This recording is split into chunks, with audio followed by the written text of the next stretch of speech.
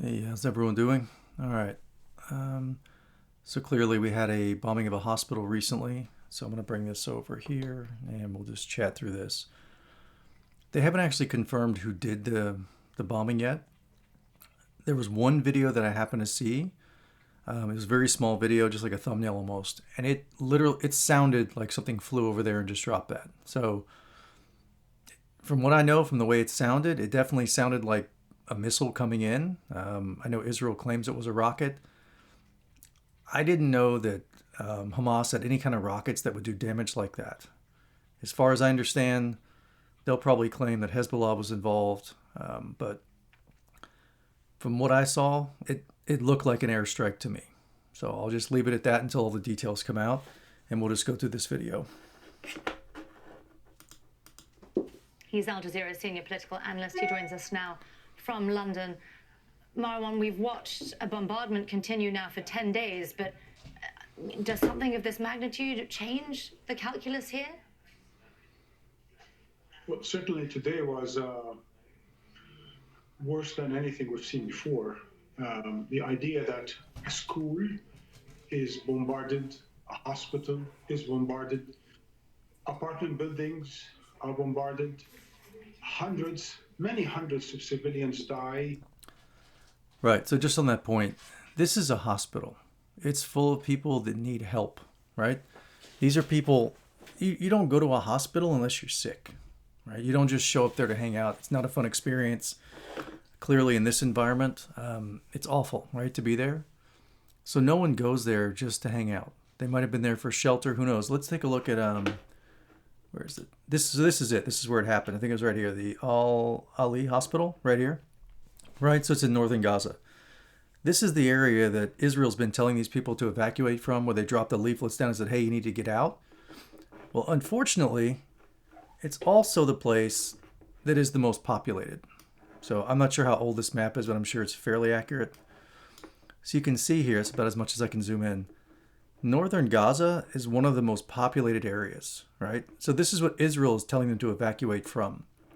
They dropped the leaflets out. Maybe it's happened by now.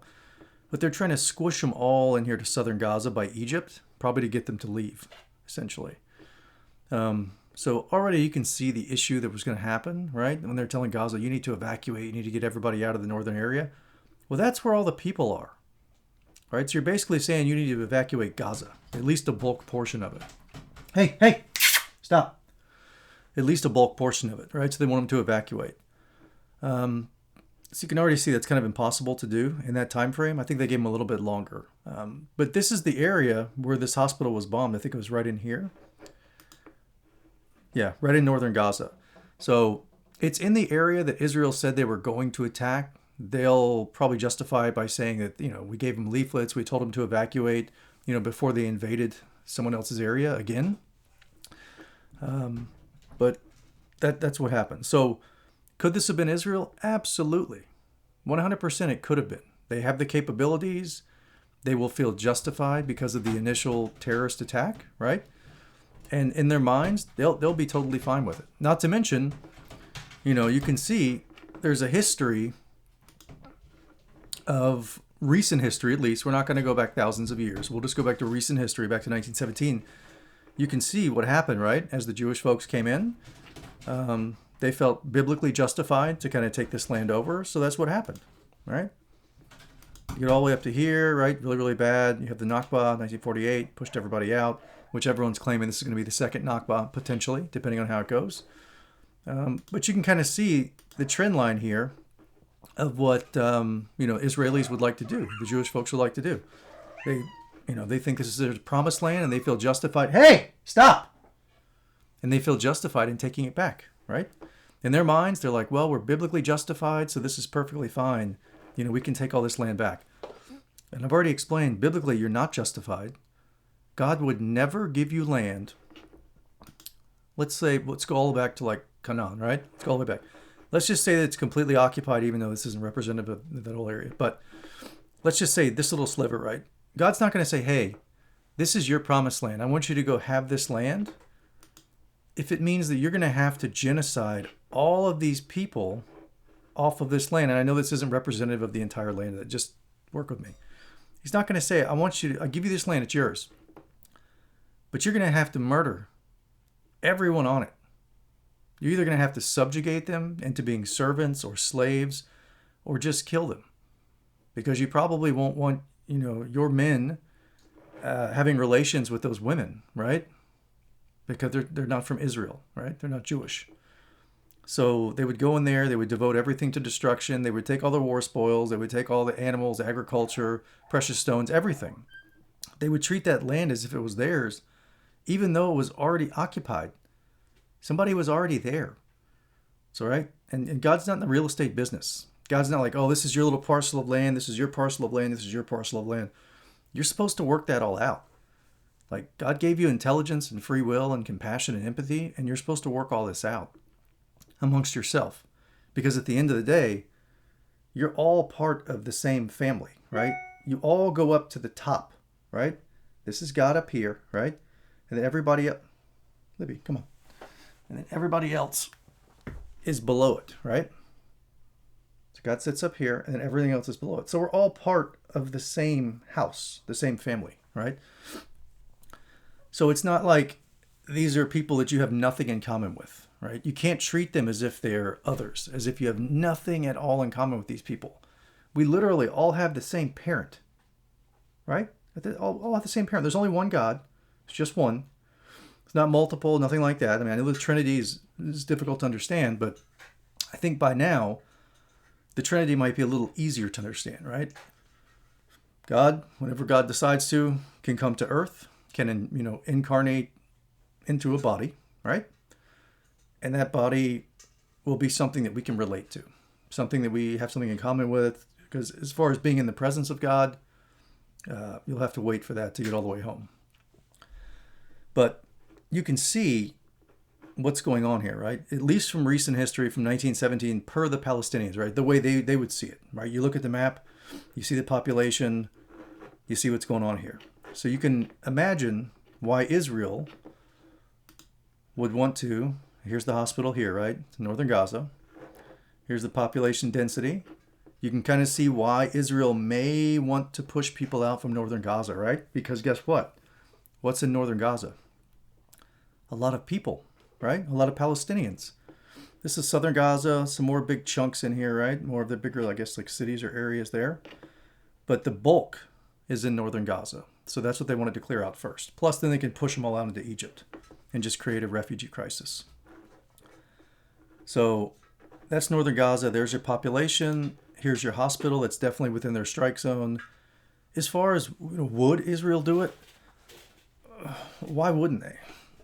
They've already proven that they have no problem killing civilians, killing men, children, pregnant women, all types, disabled people, all types of people that are in all populations that do not have guns in their hand. They aren't firing rockets, right? They're not stabbing people. They're not trying to choke people out. They're not drowning people. They're just ordinary civilians, just like me. They go through their life and they try to have a great relationship with God and do the best they can and be great, amazing people. They're just regular civilians. And clearly you have good people that work in the military too, but unfortunately for them, they're under the control of human leadership, which is under the control of sin, basically. Because we all sin, right? We're all here. So there you go. So you have human leadership, right?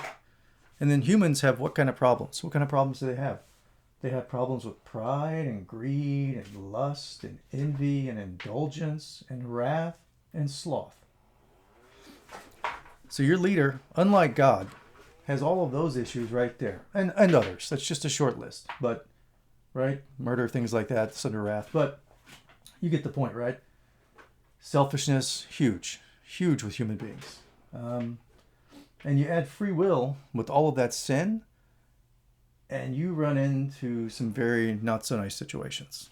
And people that will do whatever they want because they operate as if there is no God and there are no consequences. But unfortunately for them, there is a God and there are consequences. Because God would never build this system, right? Just take a minute to look around. You're probably watching this on a screen of some sort. So look around, right? Understand that this world that you're in is not an accident. It's not an accident. You're not watching me by accident, right? In your story, this is written in. So look around, feel your hands, look around, touch things, use all your senses. What you're seeing is not an accident. And you're not here by accident. So understand, get grounded. There is a God, 100%. Your soul will come out of your body one day. And your soul is going to stay here. It's going to move on. It's going to transition, that's for sure, because it won't stay in this body. Like these hands you're looking at, all right? This head, this chest, everything. This is a temporary vessel. This is just a housing area for your soul. And when you die, you'll be looking down at your body, and eventually you'll figure it out that you're dead and that your soul is out of your body. And at that point, you'll be 100% convinced that there is a soul and it's not in your body. See, it's currently in your body, but it will transition out.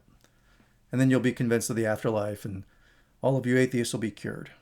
The agnostics will have their final clarity. But let's not get too far off topic here, sorry.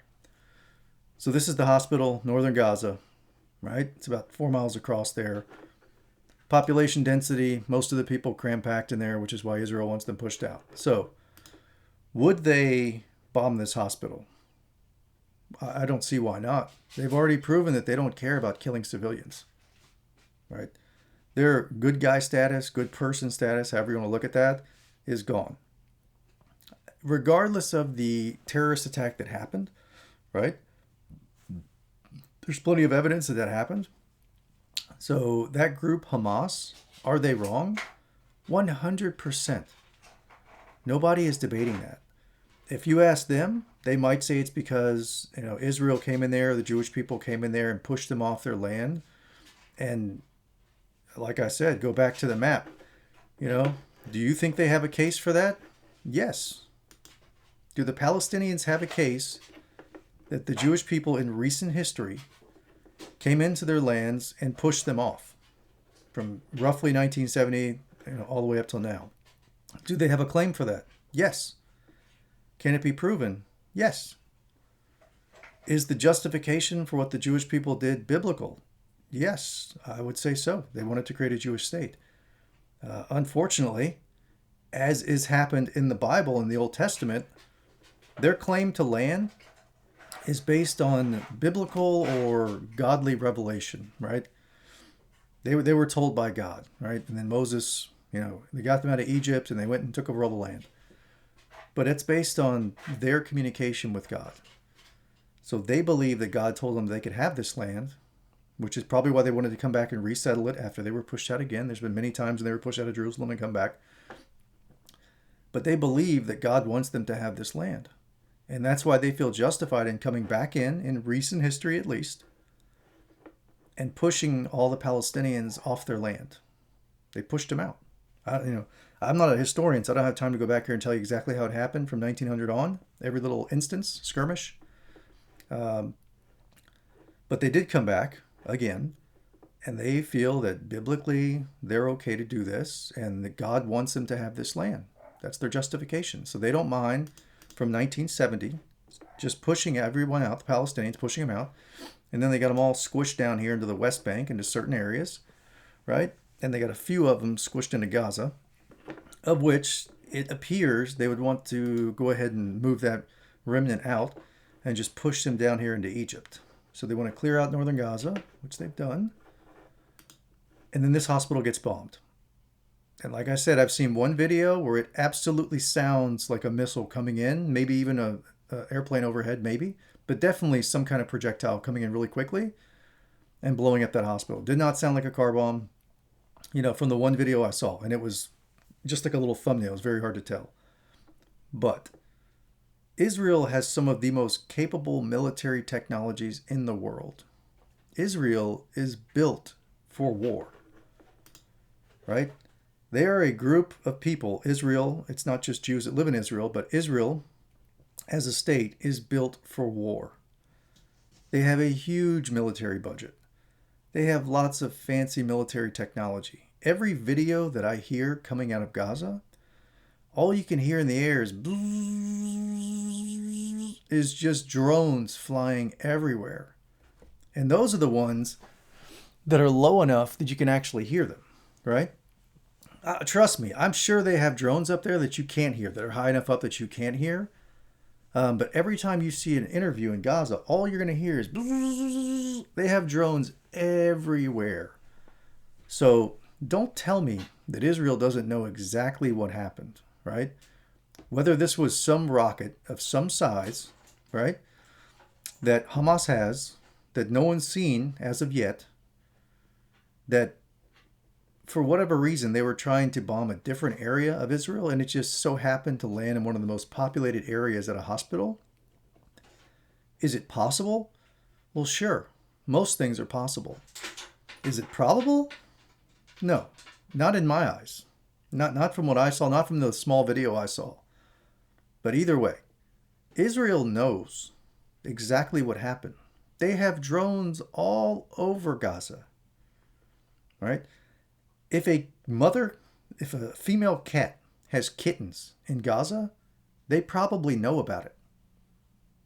That's how good their technology is. So Israel absolutely knows what happened. They know who shot that missile, where it came from, the trajectory. If they wanted to, they could show you a video and show you the heat trail of it coming in. They have video and IR and all kinds of stuff all over Gaza. Nothing happens in Gaza that they don't know about. So if they claim they didn't do it, and they really wanted the world to know, right? If Israel wanted to prove to you that that missile came from Hamas, they could easily. They can tell from space where these things are landing, right? In the heat signatures, they can tell. They know the trajectory. They know exactly where these rockets come from. How do you think Israel knows where to attack? Or where they, at least where they publicly claim they came from so they can attack. But don't think for a second that they don't know exactly where that missile came from. They have access to probably all the video feeds from all the surveillance systems around that area, close enough to see it, but not get blown up by it. You know what I mean? Like a few blocks back, they can watch the missile come in and explode from some webcam or something, but it's close enough to see it, but not close enough to get blown up. So they have access to all that. They've got all their cool satellite technology. They can view all the heat signatures and watch these things come in and blow up, and they can measure like how big the radius was and the angle, and they know basically exactly what kind of armament it was or munition just by the type of explosion and the cloud and everything. They know everything, right? So if Israel didn't do it, right? Let's say they didn't do it. If they didn't do it, they know what's going to happen with the Muslim world, right? Look at this. So these are all your Muslim neighbors right here, right around here. Basically all of them. And then you got Israel here. So if Israel didn't do it, if they didn't blow up this hospital in northern Gaza, which at least at the time of this analysis was heavily populated. This is before they leafleted it and before people fled out. So maybe not as populated today, but a very populated area. That's where the hospital is. That's where Israel is attacking.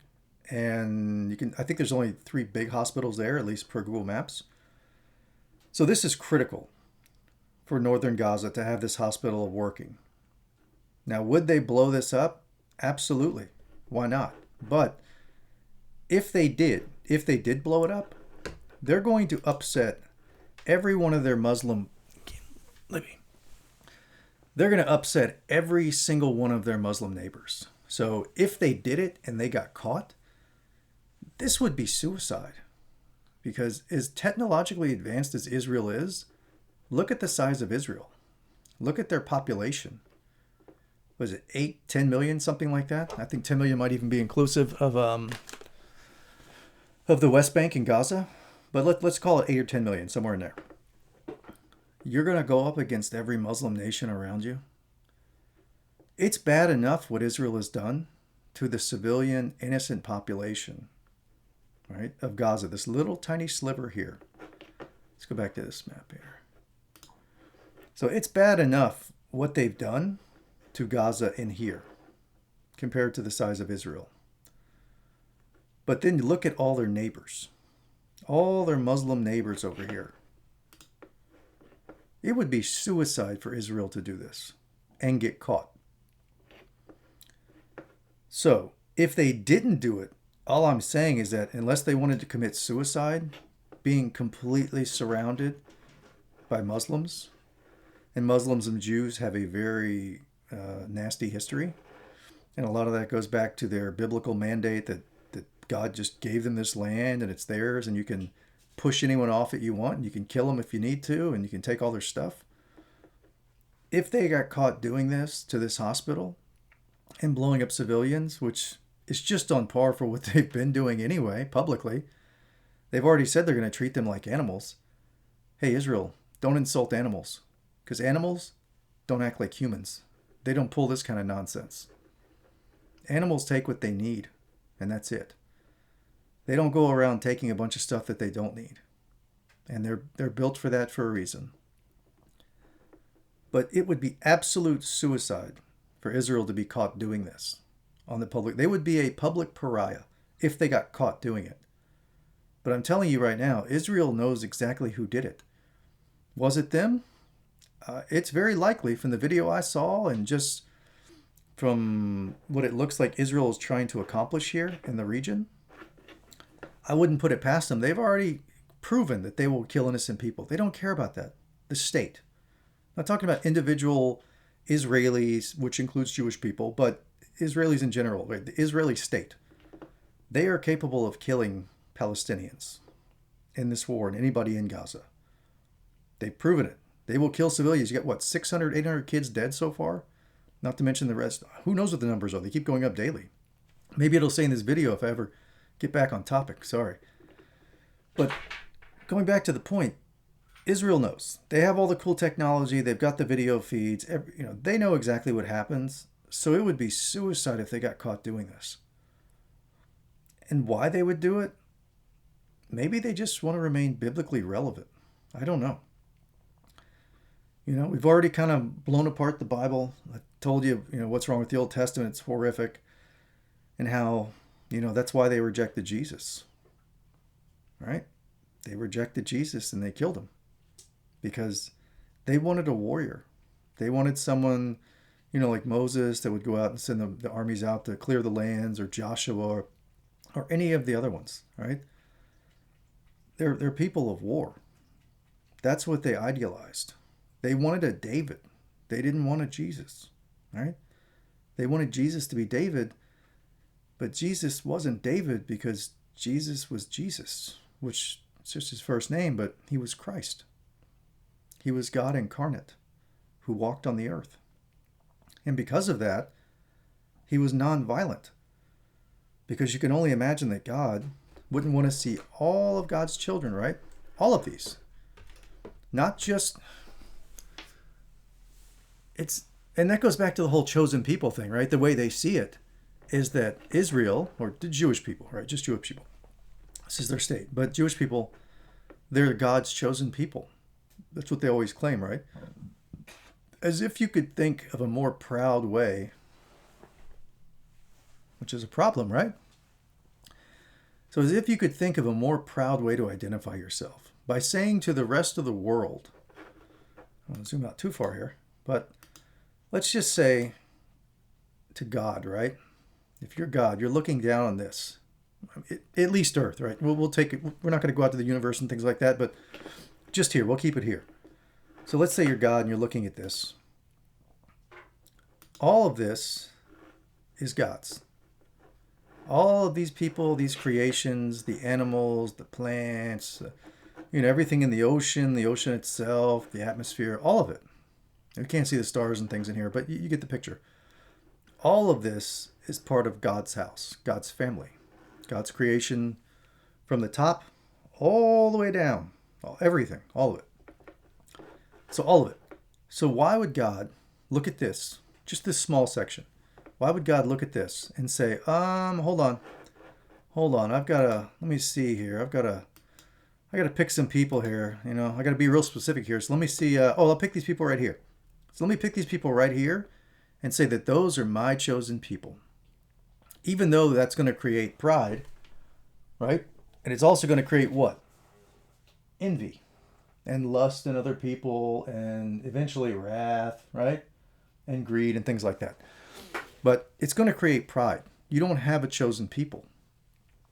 We're chosen because we're created. You already know you're chosen because God created us and gave us free will, which sometimes is debatable if that was a good idea because of present circumstances. Look what it does. Should we have free will? I don't know. That's debatable at this point, but that's how it was done, so we'll just deal with it.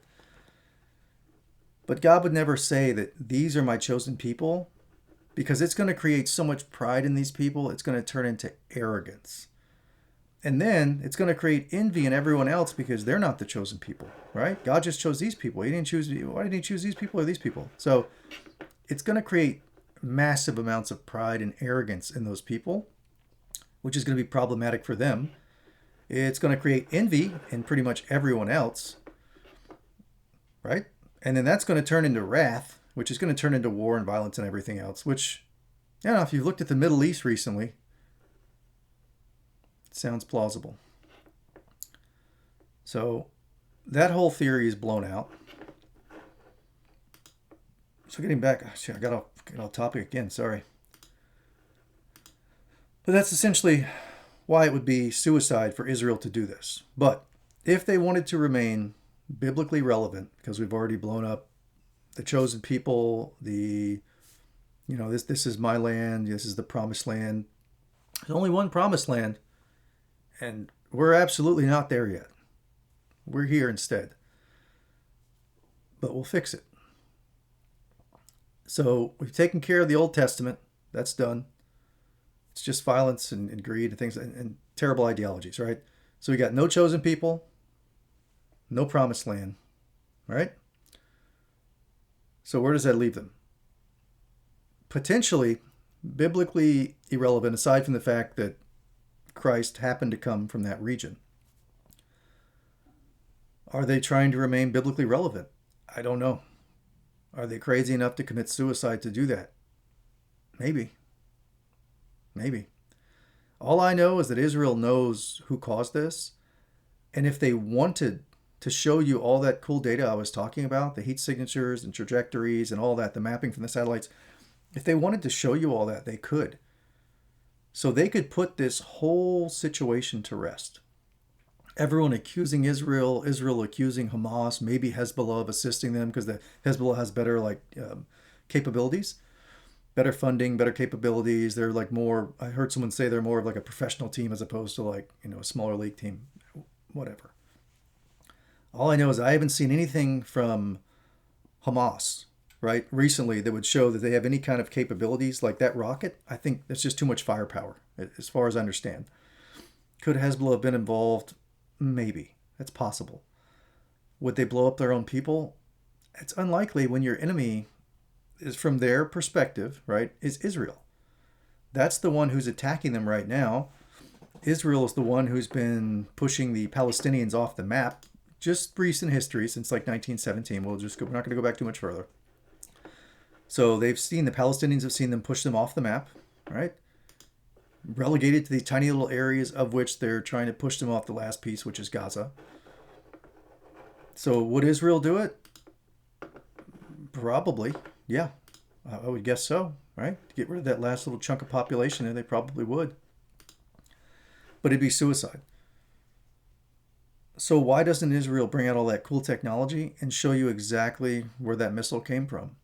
Why don't they show you the heat maps and the heat signatures and the trails and show you that it absolutely came from Hamas? If they know that, and they do, look at any interview in Israel. All you're going to hear is bzzz. There's drones everywhere. I'm telling you, if a cat has kittens, they know about it. That's how good the technology is. So they know exactly where that missile came from. So if they know that, and if they have the technology and they have the capability, and they could show you, look, I know exactly where this missile came from. I can prove it to you. Here are the heat trails. Here's the signatures. You can watch this come in. Here's trajectory. Here's the building. If they have access to all that technology, why don't they show it to you? Because if they don't, all of these Muslims here, let me zoom in. I don't want to get too far out here. All of these Muslim neighbors that they have here, right? Egypt, Jordan, Saudi Arabia, Iraq, Syria, Iran, you got Turkey up here, you got Libya over here, right? All of their neighbors, their Muslim neighbors here. Not all 100% Muslim countries, but majority. These very, very high Muslim populations. If they have the technology to prove that that missile was Muslims killing Muslims, why would they not give it to you? Because if they don't give it to you, it's just going to reinforce that idea that Israel is just the bad boy in the Middle East that feels biblically, slapped. And they want to stay relevant. And they're willing to do whatever it takes to stay relevant. Right? They want to be the center of attention, as usual. Right? In biblical matters, they want to be the center of attention. So they're willing to commit suicide just to stay relevant. Because if they know that that missile was a Muslim on Muslim attack, why in the world wouldn't they show you that evidence? Because if they don't, there are quite a few Muslim nations around them that are going to get very, very upset. They should have already been upset. They are. They are upset. But that might actually turn into rage. Because even though they're killing a ton of civilians, thousands of civilians probably by now, we'll have to check the figures. Even though they've killed thousands of civilians, this is literally one of the hospitals, one of the major hospitals left in northern Gaza, right? This is one of their major hospitals left in, and I think it's actually a Baptist hospital. I saw one of the news articles, and I think they said it was a Baptist hospital. So yet another slap. But a major hospital. And those are just people. That's not military. Those are people trying to get help. And they would just blow them up with complete disregard for those people. Children, men, women, people that are already hurt. Right? These are people that are already injured. And they're going to blow them up. Absolute disregard for God's creations. It's just murder. So nothing else justifies why they wouldn't show the proof that they have that it came from Hamas. If it did, right? Why wouldn't they show that? Because they're about to have some very, very upset neighbors. And I think they've already had protests. So let's get back to the video. I've kind of gone off topic a lot. But you get the idea. Israel has the technology. Could they have done this attack? 100%.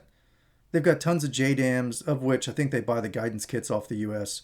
The U.S. and Israel have a huge military relationship. Billions of dollars. Big money. Defense industry, lots of moolah. Right? Lots of money at stake. Something they really care about. Money. It's money over people a lot of the times.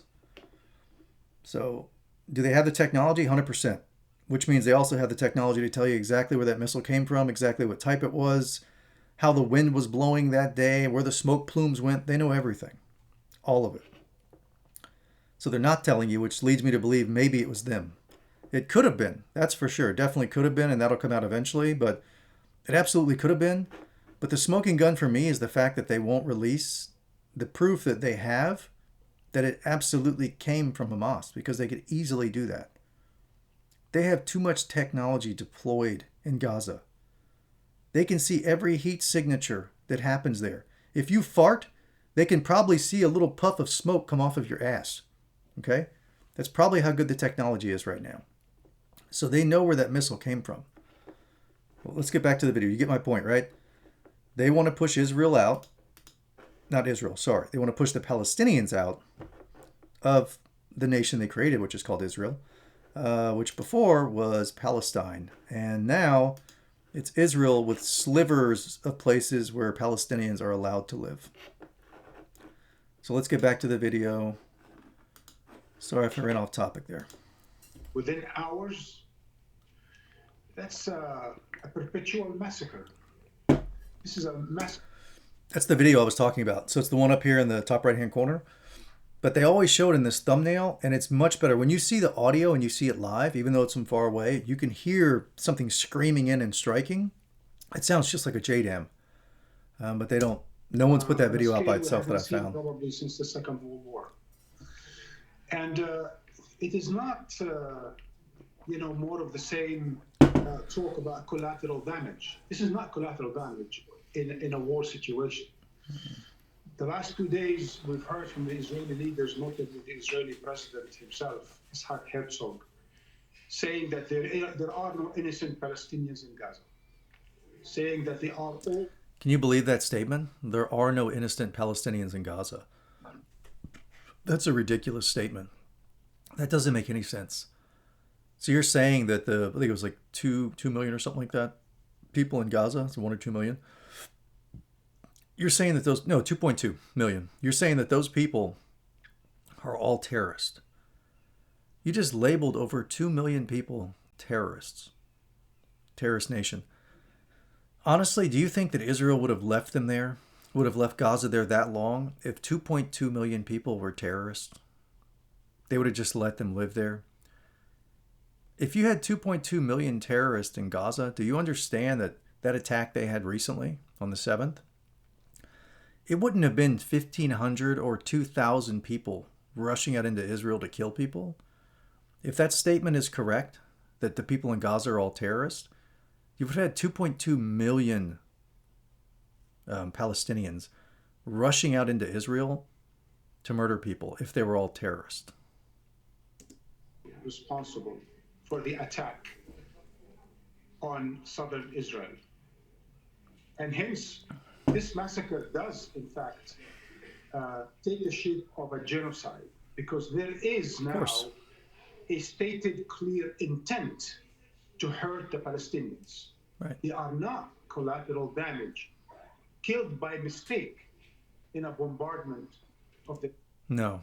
I know Israel's going to claim that that was some errant rocket from Hamas that just happened to land there. First off, I don't know that Hamas has rockets that big. And then you're going to add in, they'd have to be shooting at a new target, and then somehow it just got magically deflected and just so happened to land at a hospital, something that Israel probably would target. The odds are stacked greatly against that. And I wish we could get video of that bomb coming in close enough to where we could actually hear it and see it. Because then you probably have like ex-military people that say, oh yeah, that's for sure, a JDAM or whatever it might have been, whatever kind of missile it was. But it's too bad we don't have those videos. At least they're not out, so maybe they're being suppressed. I don't know. That's true. These are now targeted. Even the people who are fleeing for their life to the south are being bombarded. Clearly, no one. And I did hear something about the people at the Rafah gate or somewhere around Rafah. There was something that went off there, a missile or a bomb, I think a day or two ago. Safe in Gaza. Nowhere is safe in Gaza. It's a kill box. Nothing is safe in Gaza.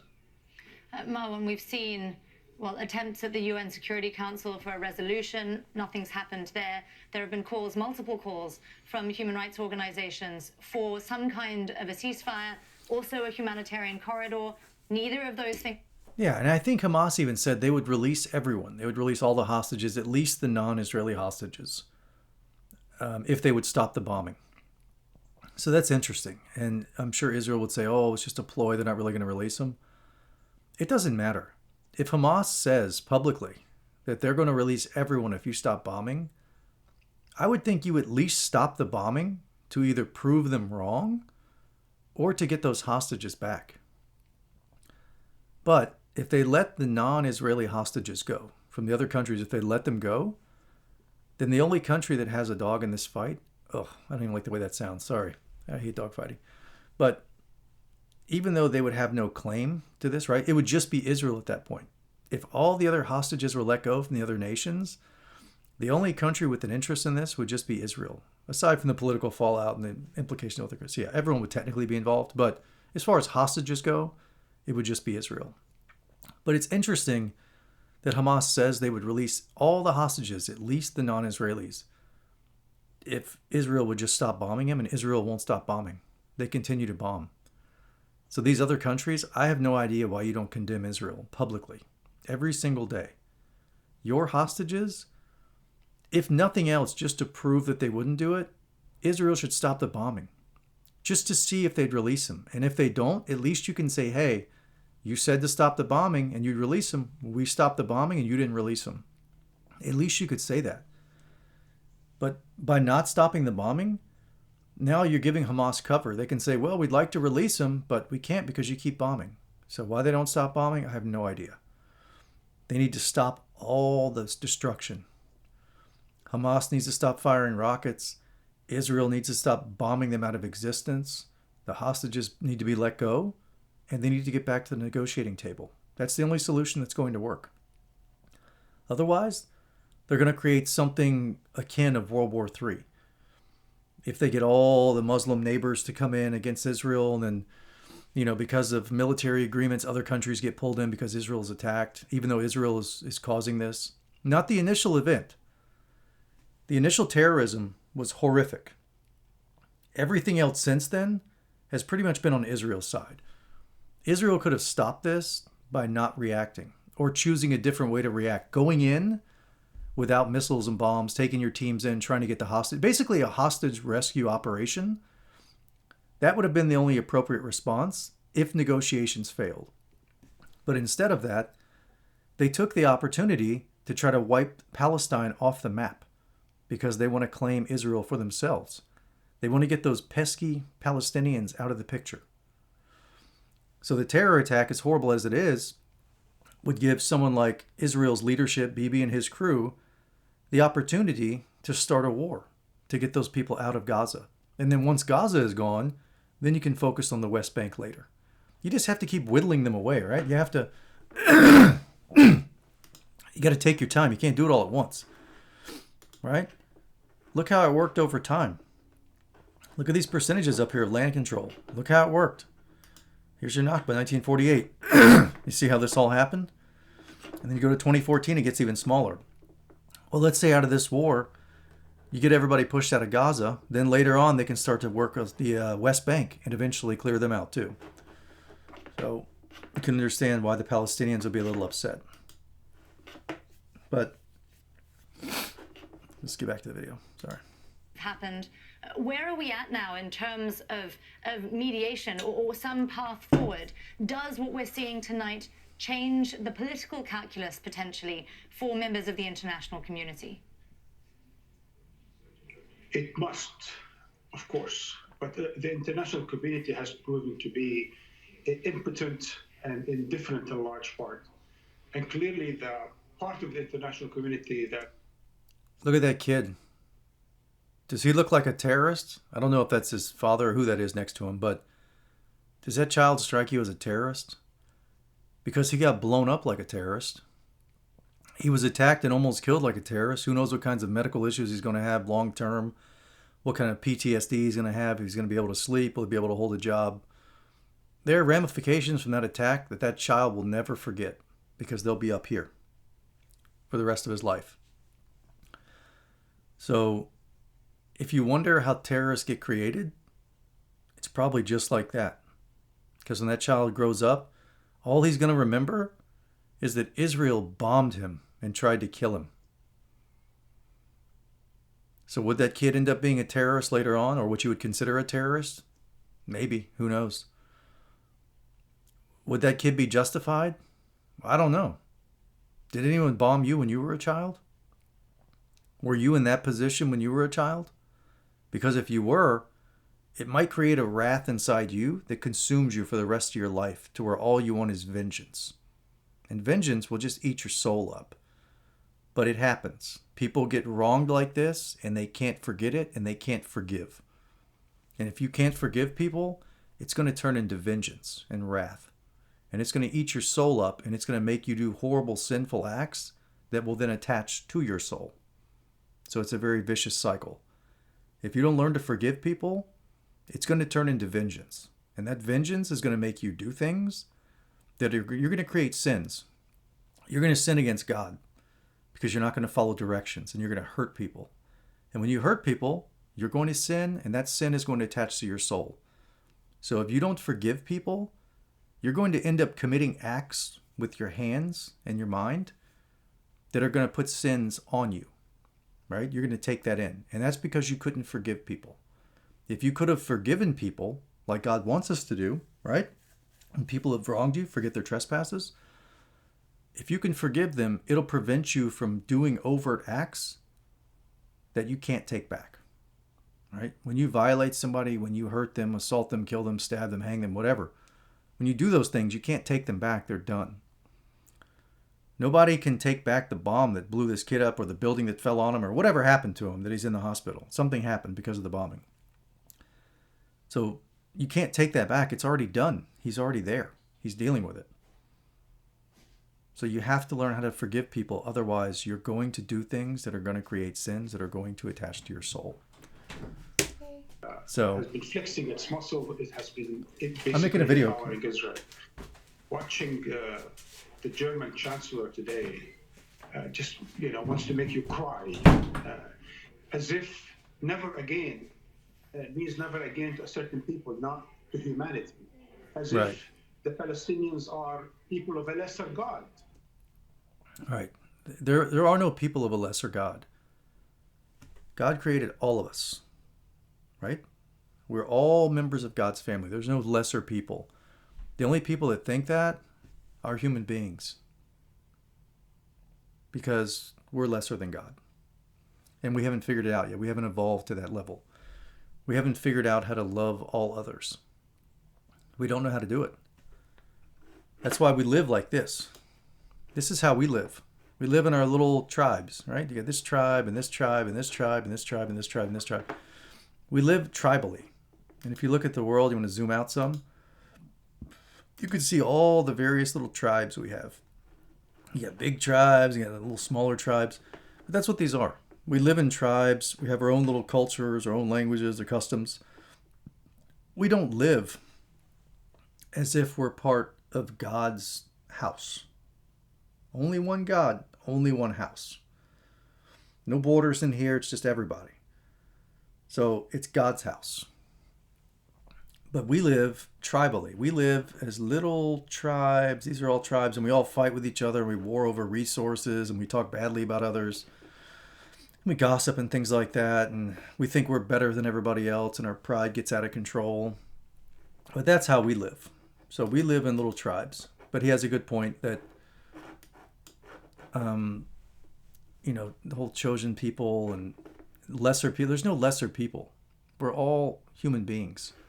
And trust me, human beings, all of us, we have a lot of problems. Lots of them. Which is why we're here. So it'd be nice if we would learn. But let's get back to the video. Than Jews. Such indifference, such cynicism, such hypocrisy on the part of Western leaders this week, today, simply ignoring Palestinian suffering. Really, what makes one question a number of things that one thought were constant. But back to your question, I think there is. I don't understand that. How have all the countries not come out against Israel? I don't get it. Maybe you have business arrangements and you're worried about like political reprisals, things like that. But how could you not come out against Israel to this point? And this is even before the truth comes out about that strike and whether it was or was not Israel. It looks like it definitely could have been, that's for sure. Would they have done it? I think so. And I know they have access to the information that would prove otherwise if that was the case. So if they have proof that it wasn't them and they don't release it, why would I not think it's them? Not to say that it is for sure, but I know that they have proof that it was or was not. So if they have proof that it wasn't, why wouldn't they have released that? Way out Interesting. In the next 24 hours. And please listen carefully because this is important. Those who are meeting with President Biden tomorrow, Palestinians, Jordanians, and Egyptians, yes, they are all on the American payroll. Yes, they are dependent on American assistance. But they are also Arabs and Palestinians. And instead of more... So it's about money.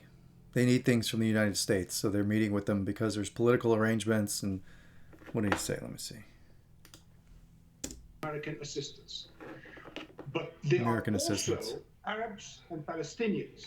And instead of more backslapping with the US Secretary of State, Yeah. they need now, today, in light of this massacre, make their position clear. We will not meet with President Biden tomorrow unless there is a ceasefire. This should have been their position already before today's massacre. But Yeah, but that only works if Israel's actually going to do ceasefire. Because he's assuming that Israel would actually listen to the United States. The way they're acting is, it seems like they're just in rebellion. They're just going to completely rebel against everyone. They're going to do whatever they want to do. So even if the U.S. told them to stop bombing, would Israel listen? I don't think so. Not at this stage. They've gone so far off the page at this point, I don't know if there's any bringing them back. So he's assuming that the U.S. could tell Israel to stop bombing, and they would. I don't know. They could stop selling them ammunition. They could stop filling up their Iron Dome, and well, that's a defensive system, so I'm okay with that one. But they could stop selling them offensive munitions. They could do that, but I don't think the United States and Israel, they're so cozy financially and diplomatically and defensively. I don't know that you could ever separate those two, because I have no idea. Like, the U.S. should have already condemned Israel completely, but unfortunately they won't. I keep watching the press. I'm watching, Fox News, CNN, MSNBC, all those. It's interesting when you listen to news from a different country or a different region. It's completely slanted. They kind of, some are more central. Some are about reporting the news, and some are about like reporting just advantageous like political affiliations and things like that. You can tell it's completely biased. So it's interesting just who you watch, what news you watch. And if you don't watch international news, if you only watch your local news, you will never get the full story. You have to watch news from all over the world, different, regions and things like that, to get a real feel for what's going on. Because if you're in the US and you only watch US news, you will never get the whole story, ever. When this story came out about the hospital strike, it was so funny because local news in the U.S. is like, oh, a Hamas rocket attack on the hospital. Well, it was either that or we don't know. But then you go over to like some other places like Al Jazeera and other places like that. They're like, no, it was an Israeli hospital strike. They were saying it as if it was confirmed. And I think Jordan thought it was an Israeli strike too. And these countries, especially the ones in the Middle East, they have technologies deployed too. They have satellites. They can see heat signatures from space. They've got other things on the ground, drones and things like that. They know what's going on. They have access to video feeds. They know where these rockets and missiles come from. It's not a mystery. But what's odd is that depending on the media company that you follow and the region you are, they will toe a line. I've heard them say they get their talking points, things like that. There are things they can and cannot report on. There are things that countries put a lid on to where you can't talk about it at all. It's just the way it is.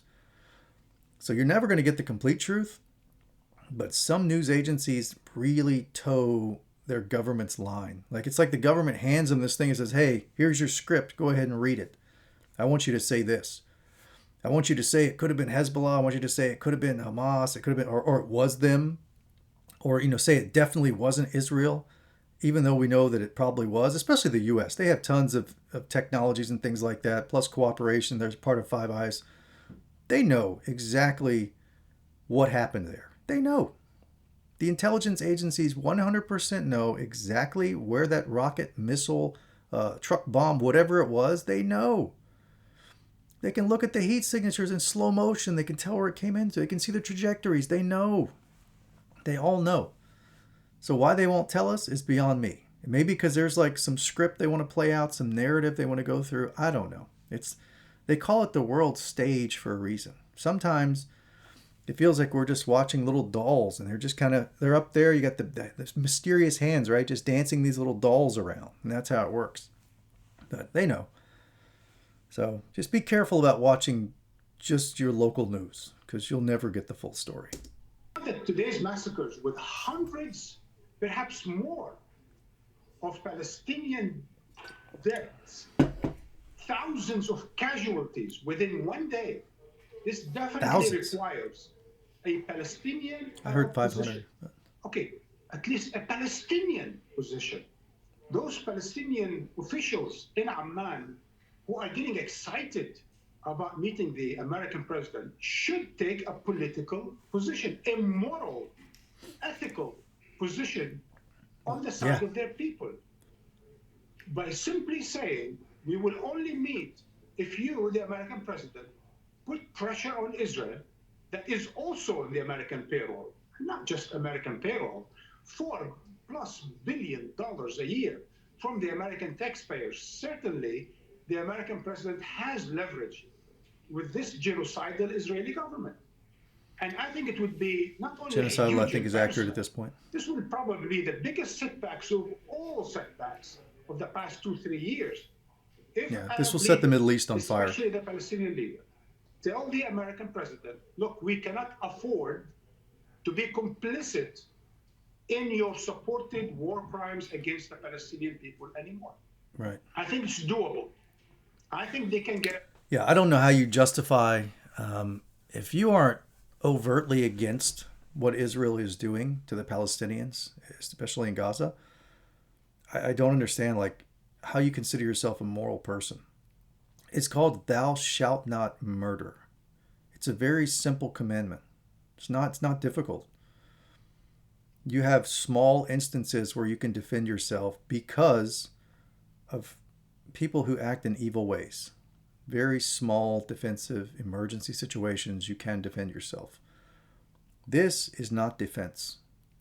Defense would have been, to give you an example, when those 1,500 or 1,000 or 1,500, however many terrorists came across the border and started killing those people in those towns. Those civilian forces that were there trying to defend themselves, some of them were armed, some of those settlements, they were trying to defend themselves against the people running after them to kill them. In that instance, can you fire and shoot back and use as much force as necessary to stop the attack? Yes. The retaliation by Israel, is not defense. Hamas does not have an air force. I have never seen a hang glider go up against an F-16 and win. It's never going to happen.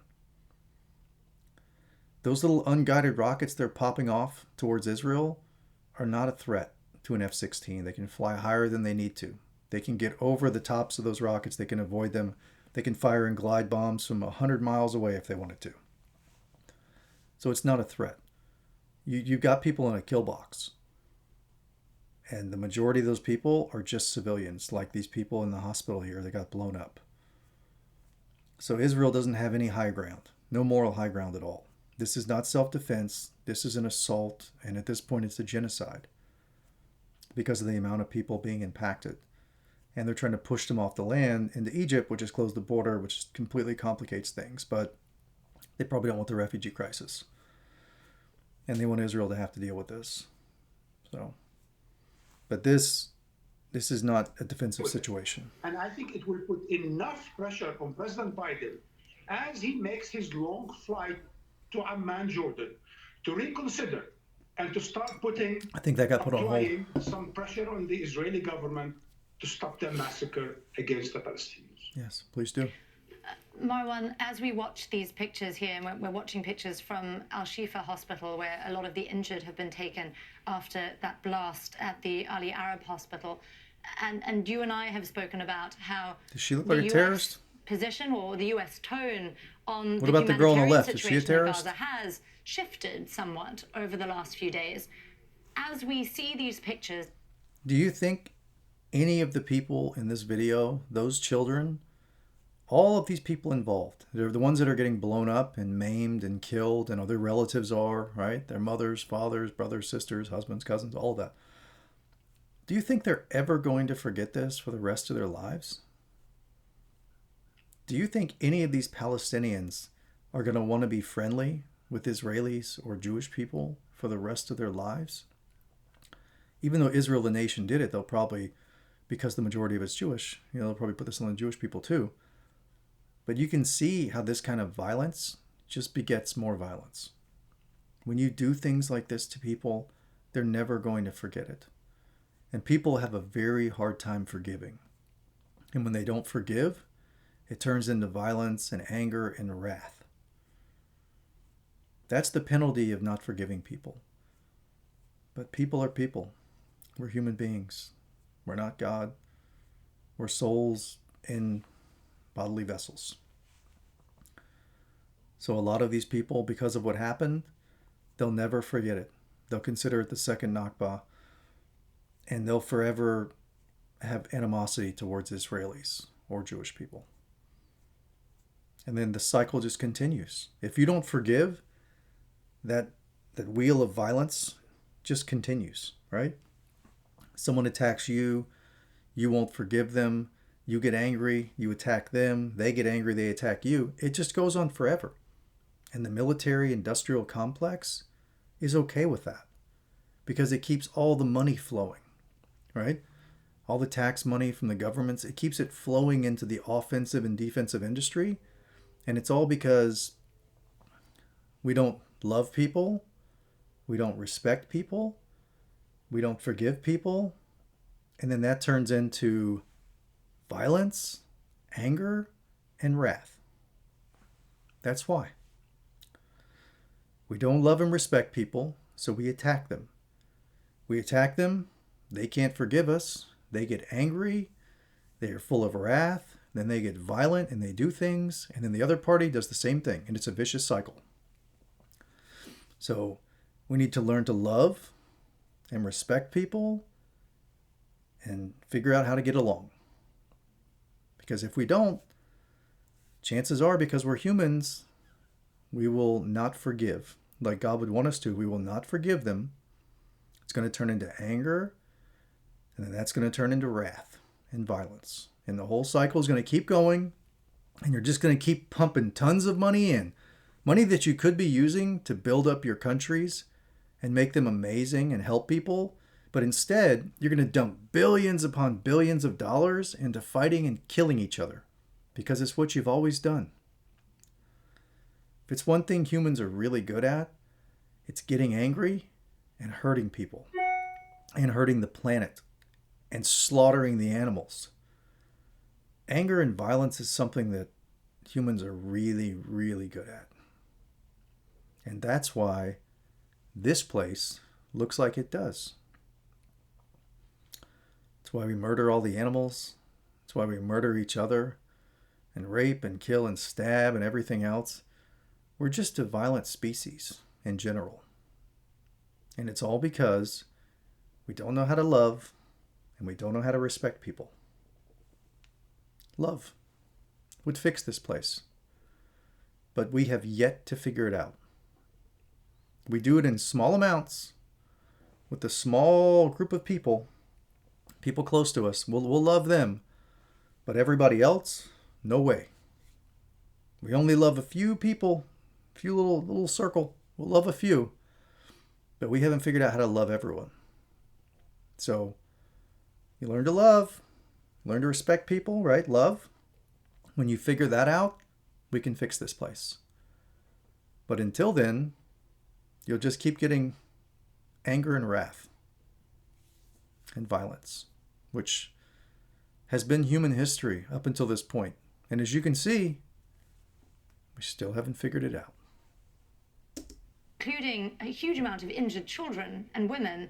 And as we look at these numbers, which we've gotten from the Palestinian Health Ministry, at least 500 dead. What does this mean for Biden's trip? You spoke a little bit there about what Arab leaders should be demanding of Biden. Yeah, Biden, how have you not condemned Israel? How much are you like in Israel's pocket? What is going on? All of these people that Israel's killing, all these civilians that they're killing, how in the world has Biden not had a press conference and said Israel is committing a genocide against the Palestinians? How has he not said that? That is clearly what's going on. Look at the hospitals. Look at all these people getting destroyed. These are regular civilians. Does Biden not care about these people? Does Anthony Blinken not care about these people? Right? God doesn't care about your countries and your borders. This is God's house. All right? It's God's house. These are all God's people.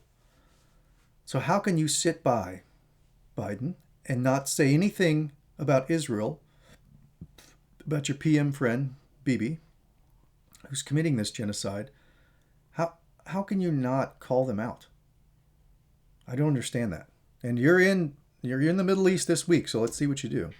What is Biden's position in going into those conversations that he's going to be having with Netanyahu? He's going to be facing huge amounts of pressure at home. Absolutely. Look, we've seen a bit of a trajectory the past few days since Secretary Blinken started his tour of the Middle East back and forth between Arab capitals. And clearly there's been some slight change in tone. We are no longer talking about ethnically cleansing the Palestinians and throwing them into Sinai, so-called humanitarian corridor, a really, really Orwellian, ugly term of terming ethnic cleansing. But now the Secretary of State is talking about safe zone. Well, that's another Orwellian concept that's clearly showing. Safe zone. I think the Palestinians had a safe zone. I think they had a safe zone back in 1917. Not going to go back any further. This is far enough for now. I think the Palestinians had a large safe zone back in the day. A while ago, they used to have a safe zone. Now their safe zone consists of this tiny little strip of Gaza, and it's not safe, clearly, and tiny little specks of the West Bank. Right? Tiny little specks in there, what they have left. So they already had a safe zone until their land was invaded and taken over, based on a false biblical principle that God thinks you're special, and this is your special land, and you can have it, and you can kill anyone that's on it and push them off. So I think that was their position. But as far as safe spaces, they used to have one until it was taken. To be today, that's just another way of Israel being able to target bombing civilians, even those who are fleeing for their lives, even those who are injured in hospitals, even those who are looking for shelter. So there is a change of tone, but there isn't a real change in policy. And that's the problem. The American... Does that child look like a terrorist? The one with his head wrapped up there bleeding? Is he a terrorist? Because he got blown up like a terrorist. Administration, knowing... You can't use bombs.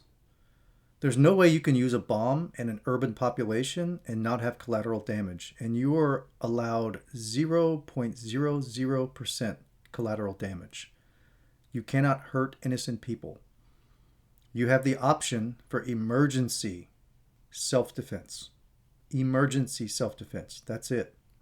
Very small instances. You cannot bomb in urban populations. There's no way you can do that without hurting children just like that. And that kid doesn't strike me as a terrorist. But you might have created a terrorist later on because all he's going to remember is when he was a kid, Israel blew him up. That the world is watching.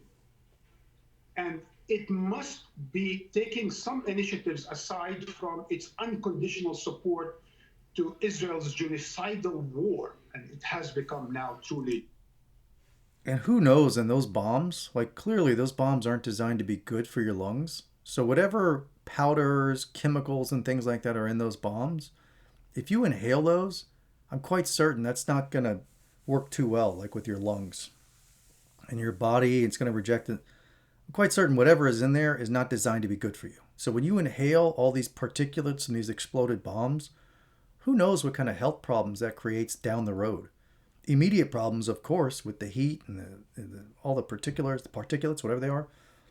But long-term effects, who knows what all that does? Like if you ingest that stuff into your body, who knows if that's going to cause cancer later on, what kind of weird, strange medical conditions that will cause. I mean, it's not designed to help you. So you see this kid kind of gasping. Who knows what kind of long-term effects he's going to have from that. Just like the people from the Twin Towers, when it went down, all those building materials, they inhaled them, and then people were getting cancer later on. These wars, you kill a lot of people on the spot, and you maim a lot of people, but there are also a lot of things that trickle out throughout the years that you may not directly attribute to that atrocity or that event, but they absolutely impact people. Site of war in Gaza. They need to create the impression Oh. that they also care about human life and that they want to help with the humanitarian disaster. Ugh. But in fact, by giving Israel the green light carte blanche, unconditional support to carry on with its bombardment of Gaza. That's true.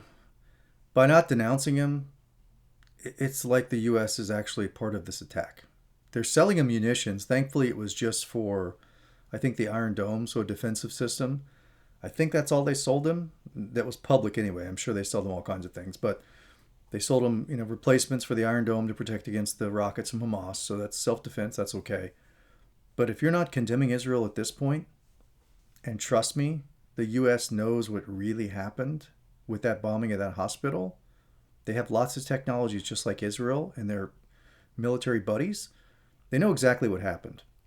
So if you know that Israel created this attack, and it doesn't even matter, even if they didn't, from what they've done other than this attack, which they may have done, but whatever else they've already done, there's no way you can support them.